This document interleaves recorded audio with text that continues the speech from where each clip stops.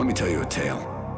It took place 14,000 years ago. Well, to me it seems like only yesterday. To you, could be tomorrow. It's the story of a man. When fortune smiles upon something as violent and stylish as this thing, it seems proof like no other that not only does God exist, you're doing his will. That's kind of the whole point of the game. Drawing from the apocryphal Book of Enoch, which, unless you subscribe to one of a handful of Jewish or Eastern Orthodox denominations, is little more than fan fiction, El Shaddai, Ascension of the Metatron, is a piece of heaven fallen to earth. Unfortunately, that entails burning up in the atmosphere. The end result is a little singed around the edges, but don't count it out just yet. Simply mash all the buttons and everything will be better. Enoch, you must return the fallen angels to heaven. That is your mission. So here's the shtick. 7 angels fell to earth, looking to escape God's sight and create their own order. Does that strike anyone else as a bad idea? Unfortunately, their antics, up to and including the false evolution of man and the construction of a massive tower of blasphemy, are enough to warrant a second great flood, only this time, screw letting them build an ark. Kill them all. Mankind's only salvation totally rocks a pair of jeans.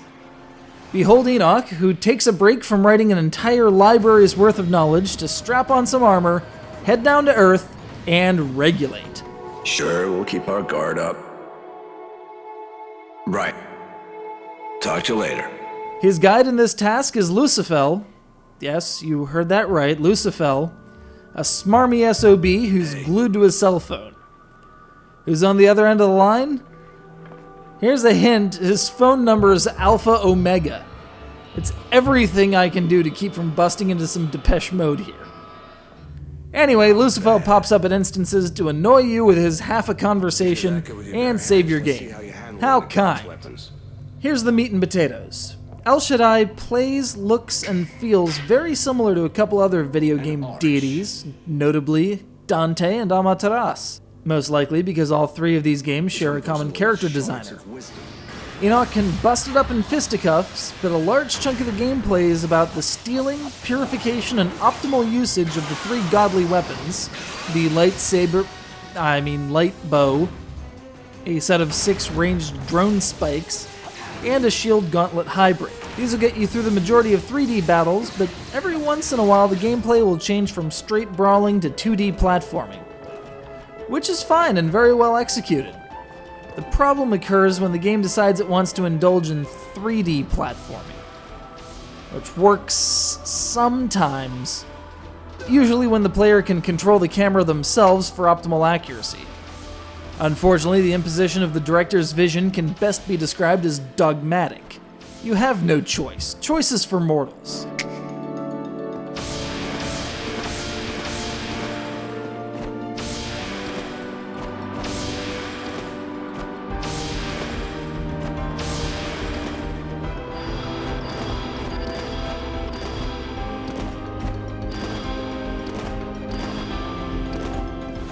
Hell, until you've beaten the game once, you don't even get to know how much health you have remaining. Your only clue is the state of your destructible armor.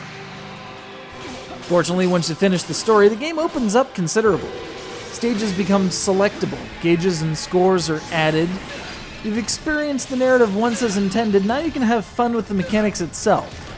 You can even overindulge in the sweet Final Fantasy VII-esque motorcycle chase scene. Go ahead, it's a nice, if ancient story given a beautiful rendition here on the 360 and PS3. It might not be for everyone, but it's certainly worth at least a rental. It'll only take you 7 hours if you're good enough.